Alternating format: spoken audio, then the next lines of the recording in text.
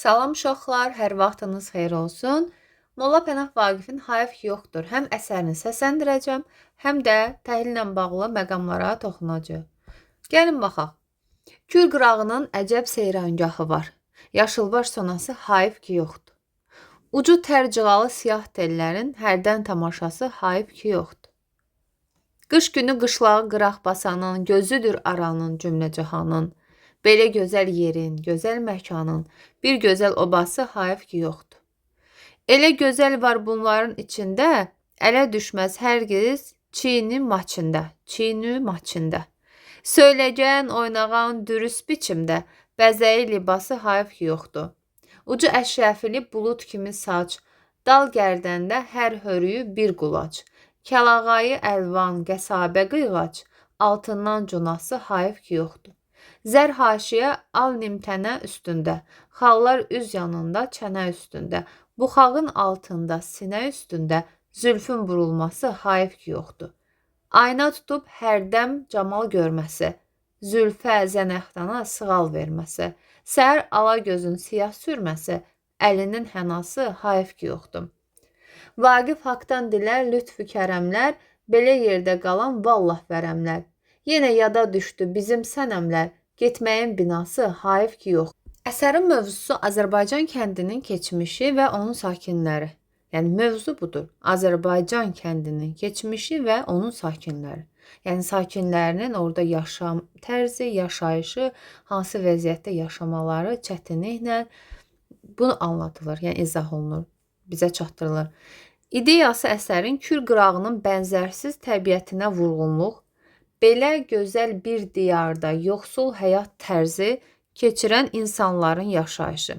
Deməli, ideyası bizə çatdırılan Kür qırağının bənzərsiz təbiətinə vurğunluq və belə gözəl yerlərdə yaşayan insanların yoxsul həyat tərzi, yaşayışı.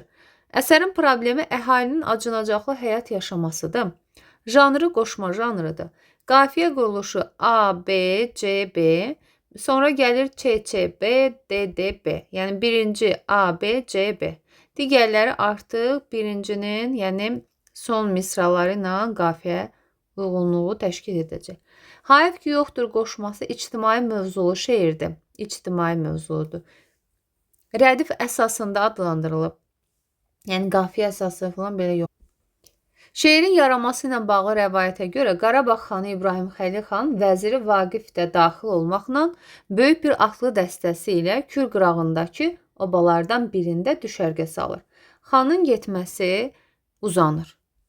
Yerli əhali onlara qulluq etmək əziyyətindən xilas olmaq üçün xanın saraya qayıtmasını tezləşdirməyi Vaqifdən xahiş edir. Beləliklə xanın məclisində oxunan bu gözəl əsər meydana gəlir. Şeiri qəsdən Şah Şuşaya qayıtsın deyə bu formada yazmışdı.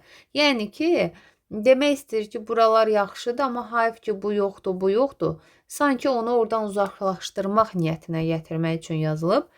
Şeirdə Qarabağ sarayı ilə Kür qırağı, saray xanımları ilə Kür qırağında yaşayan xanımlar qarşılaşdırılır.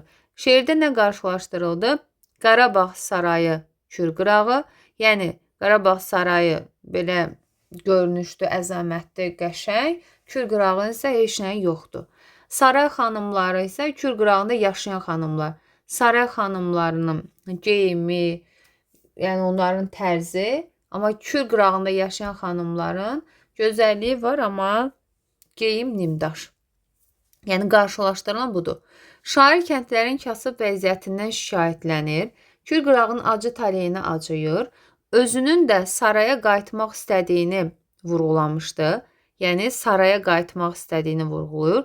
Xalq yaradıcılığından uğurla bəhrələnən şair dilinin aydınlığı, şirinliyi ilə diqqəti dərhal cəlb edən, bütün dövrlərdə maraqla oxunan, əzbərlənən bu şeirdə yalnız doğma təbiəti, kənd gözəllərinin geyimini, bəzəyini təsvir etməklə kifayətlənməmişdi.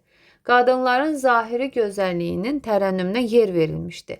Eyni zamanda təsvir edən kənd qızlarının şux davranışları var və tərənnümü dediyi belə gözəllər dünyanın heç yerində yoxdur. Əsərdə əksini tapmış ictimai mətləblər, şairin kədər və təəssüf hissinin səbəbi kənd qızlarının geridə qalmasıdır. Kür qırağının təbii imkanları ilə xalqın yaşayışı ziddiyyət yaradır. Yəni, Kür qırağının təbii imkanları var, ancaq bunlardan insanlar istədiyi kimi istifadə edib, yəni yaxşı yaşaya bilmirlər, ziddiyyət təşkil edir. Bədii təzadım, təsvir və ifadə vasitələrinin əsərə gətirdiyi gözəlliyi şair məharətlə göstərmişdir. Əşrəfi qızıl pul, Hərgiz əsla qətiyyən, qəsabə köhnə zamanlarda qadın paltarlarının yuxarısından aşağıya doğru uzanan bəzəkli yaxalıq, qıyğac çəpinə kəsilmiş yaxud çəpinə qatlanmış parça, nimtənə üst geyimi, zənəxdan çənədə yanaqda batıq. Bu qədər. Ümid edirəm ki, sizin üçün faydalı olar.